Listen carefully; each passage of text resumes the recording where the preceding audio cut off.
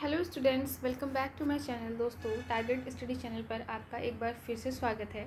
हमने Sunday special में biology को स्टार्ट किया था और टारगेट था कि एक ही वीडियो में पूरी बायोलॉजी कवर हो पाए। हालांकि नहीं हो पाई थी, तो पार्ट 1 आपने देखा था। अब पार्ट 2 हम आज कवर करेंगे। तो ये आपकी कॉस्मोस एनसीईआरटी की सीरीज़ है 6 to 12 की, जो कि बहुत ही इंपॉर्टेंट है लगभग हर परीक्षा के लिए, क्योंकि एनसीईआरटी तो बेस है। तो ऐसे में हम इस कॉस्मोस सीरीज़ में अपना रिवीजन करते हैं, क्विक रिवीजन करते हैं इन वन लाइनर।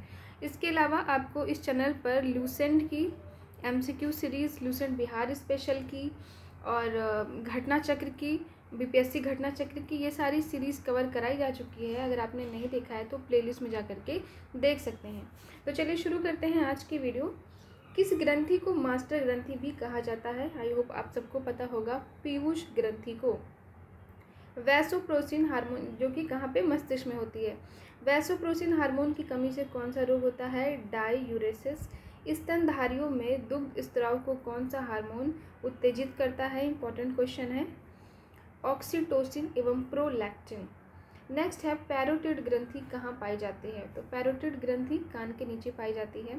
मानव शरीर में सबसे बड़ी अंतःस्त्रावी ग्रंथि कौन सी है? मोस्ट इंपॉर्टेंट क्वेश्चन है। तो ये है थायराइड ग्रंथि। थाइमस ग्रंथि द्वारा उत्पन्न होने वाला हार्मोन है थाइमोसिन। गर्भ निरोधक दवाई के रूप में किस हार्मोन की गोलियां दी जाती हैं? तो ये एस्ट्रोजन की गोलियां दी जाती हैं। नेक्स्ट है पीयूष ग्रंथि किस अंग में पाई जाती है? तो पीयूष ग्रंथि मस्तिष्क में पाई जाती है। नेक्स्ट, कौन सी ग्रंथि अंतः एवं बाह्य स्त्रावी दोनों प्रकार की है? ये इंपॉर्टेंट है। यानी कि कुछ ग्रंथियां अंतः होती हैं और कुछ बाह्य होती हैं, यानी कुछ एंडोक्लाइन होती हैं, कुछ एक्सोक्लाइन होती हैं। तो ये दोनों प्रकार की है। ये है अग्नाशय। नेक्स्ट है कौन सा वर्णक मानव की त्वचा को रंग प्रदान करता है? मेलानिन। नेक्स्ट, जैसे आपको पता होगा, मेलानिन पिगमेंट जब बढ़ जाता है, जैसे धूप में जाने से हम काले क्यों हो जाते हैं? क्योंकि यही मेलानिन पिगमेंट जो होता है वो पूरा फैल जाता है यूवी रेज से प्रोटेक्ट करने के लिए। तो इसीलिए काला रंग हो जाता है, धूप में जाने से टैनिंग हो जाती है इसी पिगमेंट के कारण। कौन सी ग्रंथि मानव शरीर के तापमान को नियंत्रित करने में सहायक है? ये भी मोस्ट इम्पॉर्टेंट है, हाइपोथैलेमस थायराइड। नेक्स्ट, अब यहाँ पे कुछ ग्रंथियाँ हैं, उनसे रिलेटेड हार्मोन्स हैं, जैसे अग्नाशय से तो ग्लूकेगॉन, पीयूष थायराइड उद्दीपक हार्मोन, ठीक है। यानी कि थायराइड का जो उद्दीपक हार्मोन्स हैं ये पीयूष ग्रंथि से ही रिलीज होता है। अधिवृक्क कॉर्टिसोल। नेक्स्ट, वृक्क विटामिन डी। नेक्स्ट है, यानी कि ये वाला इंपॉर्टेंट है। नेक्स्ट है मनुष्य के नवजात शिशु को स्तन ग्रंथि से निकले पहले स्त्राव को पिलाया जाता है, जिसे कोलेस्ट्रम कहते हैं। इंपॉर्टेंट है। कोलेस्ट्रम शिशु के लिए किस प्रकार लाभदायक है? तो ये उनकी प्रतिरोधक शक्ति प्रदान करता है। यानी कि पूछता क्या है कि जो पहला जो दूध होता है, पहला गाढ़ा दूध माँ का, उसको क्या कहते हैं? तो कोलेस्ट्रम कहते हैं उसको। और यहाँ से प्रश्न पूछ लेगा कि विटामिन डी जो है वो क्या है? तो ये विटामिन के साथ साथ ये हार्मोन भी है। या ऐसे पूछ ले कि कौन सा विटामिन है जिसको हार्मोन भी कहते हैं? तो विटामिन डी को। और पूछ सकता है कि विटामिन डी कौन सी ग्रंथि से, क्योंकि हार्मोन ग्रंथियाँ से स्रावित होती हैं, तो विटामिन डी कहाँ से स्रावित होता है, कौन सी ग्रंथि से? तो वृक्क हो जाएगा। नेक्स्ट है, ये इंसुलिन में कौन सी धातु मौजूद होती है? जस्ता। ये भी मोस्ट इम्पॉर्टेंट क्वेश्चन है। इंसुलिन में कौन सी धातु मौजूद होती है? जस्ता।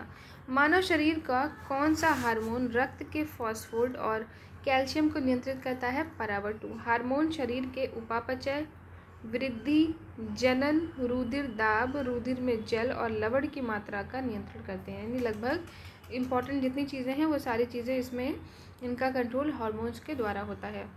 नेक्स्ट है आयोडीन युक्त नमक क्यों उपयोगी होता है? तो क्योंकि ये थायराइड ग्रंथि का नियंत्रण करता है, इसलिए। यकृत और मांसपेशियों में ऊर्जा किस रूप में जमा होती है? ग्लाइकोजन के रूप में। इंपॉर्टेंट है। अब कुछ प्रमुख ग्रंथियां हैं, देख लेते हैं। जैसे कि हार्डेरियन ग्रंथि नेत्रों में स्त्राव द्वारा चिकनाई प्रदान करता है। यूट्रिकुलर ग्रंथियां कॉकरोच एवं कीटों के मादा जनांगों की ग्रंथियां हैं। आंत्र ग्रंथियां कशेरुकी प्राणियों की आंतों में स्थित है। श्लेष्म ग्रंथि इंपॉर्टेंट है, म्यूकस ग्लैंड। मेढक की त्वचा में म्यूकस का स्त्राव करता है।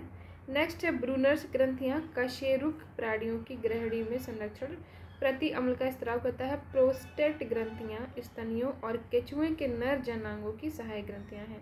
काउपर ग्रंथियां स्तनियों के नर जनांगों की सहायक ग्रंथियां हैं। यहाँ से वाइटेलाइन ग्रंथियां प्लेटीहेल्मिन्थ्स प्राणियों के जनांगों में पाई जाती है। फीमेरल ग्रंथियां सरीसृप जंतुओं की जंघाओं में पाई जाती है। ये इंपॉर्टेंट है, इसको ध्यान रखेंगे। नेक्स्ट है वसा ग्रंथियां स्तनियों की त्वचा में पाई जाती है। ये भी इम्पॉर्टेंट है। वसा कहाँ पे? तो त्वचा में। श्वेत ग्रंथियां स्तनियों की त्वचा में पसीने की ग्रंथियां हैं।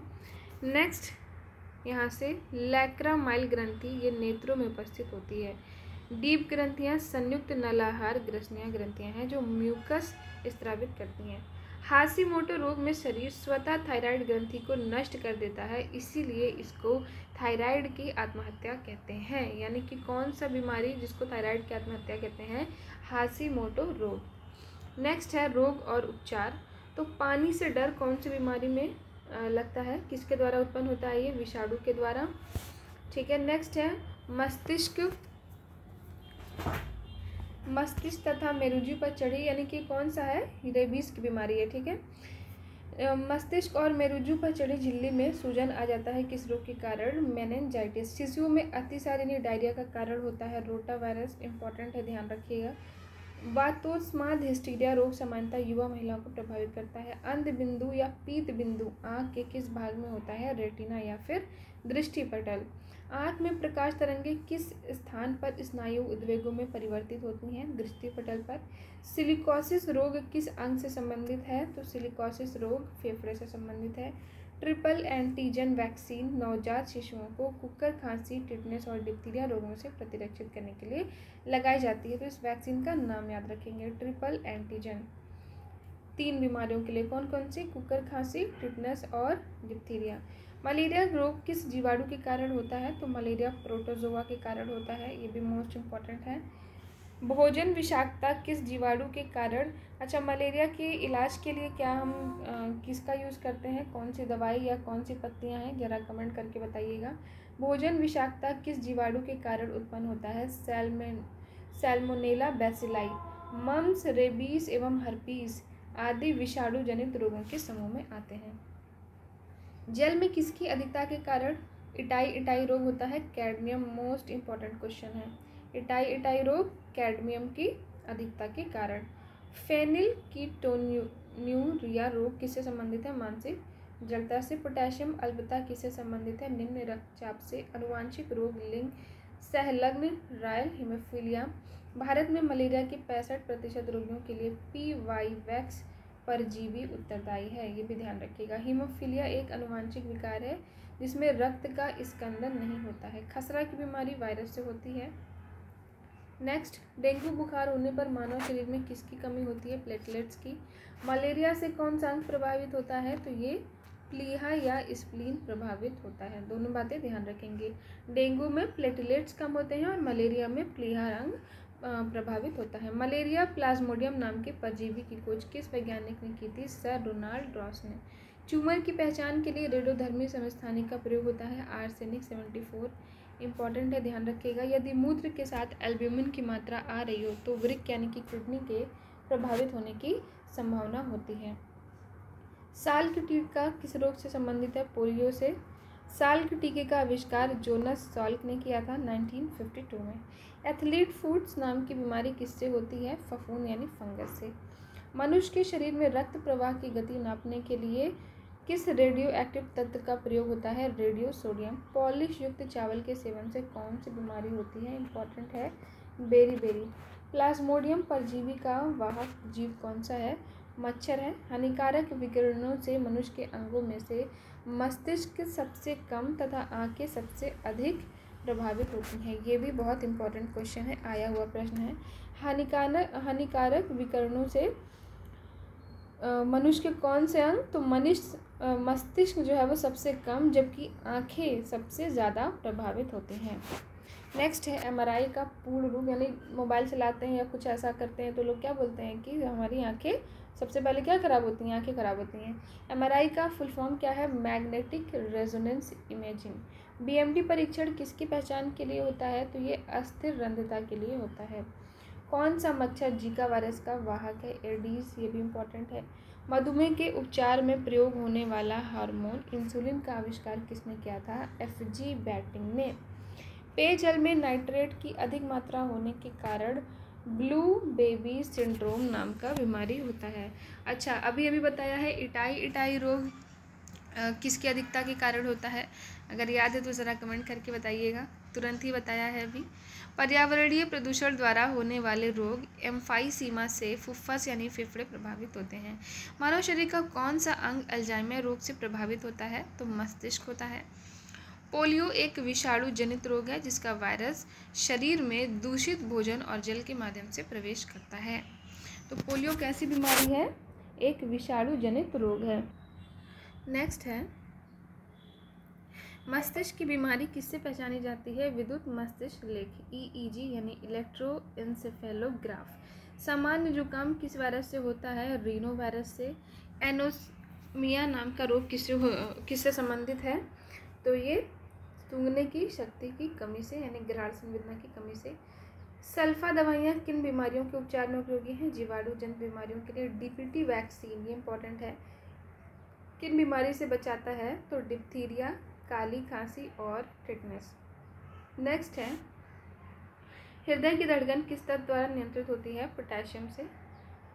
नेक्स्ट है, जीवाणु जनित रोग हैं कुछ और ये उनके कारक जीवाणु हैं, तो जिसमें से कुछ हम देख लेंगे, जैसे क्षय रोग यानी TB, माइकोबैक्टीरियम ट्यूबरकुलोसिस, इसके अलावा टाइफाइड, सैल्मोनेला टाइफोसा, काली खांसी इंपॉर्टेंट है, बोर्डीटेला पर्टुसिस। नेक्स्ट प्लेग भी देख लेंगे, पास्चुरेला पेस्टिस। एंड लास्ट है न्यूमोनिया, तो डिप्लोकोल्यूमोनी, ठीक है, डिप्लोकोकल न्यूमोनी, ये न्यूमोनिया से रिलेटेड है। बस इतना ही ध्यान देंगे। नेक्स्ट है, संक्रमित चूहे के काटने से प्लेग होता है। निद्रा रोग नाम की बीमारी ट्रिपेनोसोमा नाम के प्रोटोजोआ से होता है। फाइलेरिया नाम की बीमारी गोल कृमि यानी राउंड वर्म से होता है। HIV से होने वाला रोग एड्स है। डाउन सिंड्रोम नाम का आनुवांशिक विकार गुणसूत्रों की संख्या में परिवर्तन के कारण होता है। एड्स का फुल फॉर्म क्या है? Acquired immunodeficiency syndrome. AIDS virus की खोज किसने की थी? रॉबर्ट गैलो ने की थी। एड्स के उपचार के लिए सबसे उपयुक्त कौन सी दवाई है? तो ज़ीडोवुडिन है, ज़ीडोवुडिन। नेक्स्ट, एलिसा परीक्षण एड्स से रिलेटेड है। थैलेसीमिया में रोगी के शरीर में हीमोग्लोबिन की क्षमता का संश्लेषण नहीं रहता। स्त्रियों की तुलना में पुरुष में कलर ब्लाइंडनेस से अधिक प्रभावित होते हैं क्योंकि उनमें केवल एक X क्रोमोसोम होता है। नेक्स्ट है एड्स, ठीक है, इसीलिए पुरुष ज़्यादा कलर पहचान नहीं पाते, महिलाएं एक शेड, रेड में भी अगर है तो रेड में भी कितने शेड्स हैं सब पहचान जाती हैं। एफ्लाटॉक्सिन खाद्य विषाक्तन द्वारा कौन सा अंग प्रभावित होता है? यकृत। नेक्स्ट है, ब्राइट रोग से शरीर का कौन सा अंग गुर्दा प्रभावित होता है? सिलिकोसिस क्या है? फेफड़ों से संबंधित रोग है। मक्का में सफ़ेद कली किस तत्व की कमी से होता है? जिंक।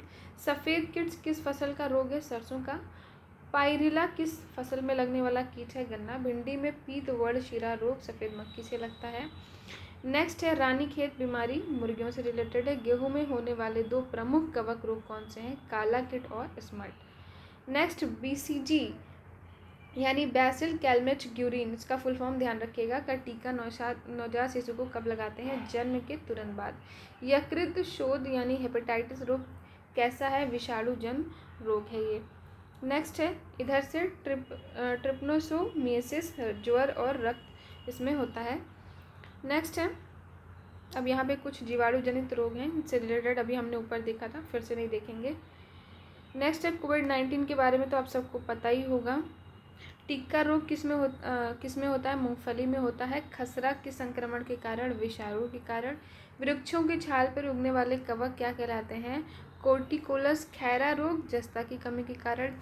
चाय में लाल रस्ट रोग हरे शैवाल के कारण।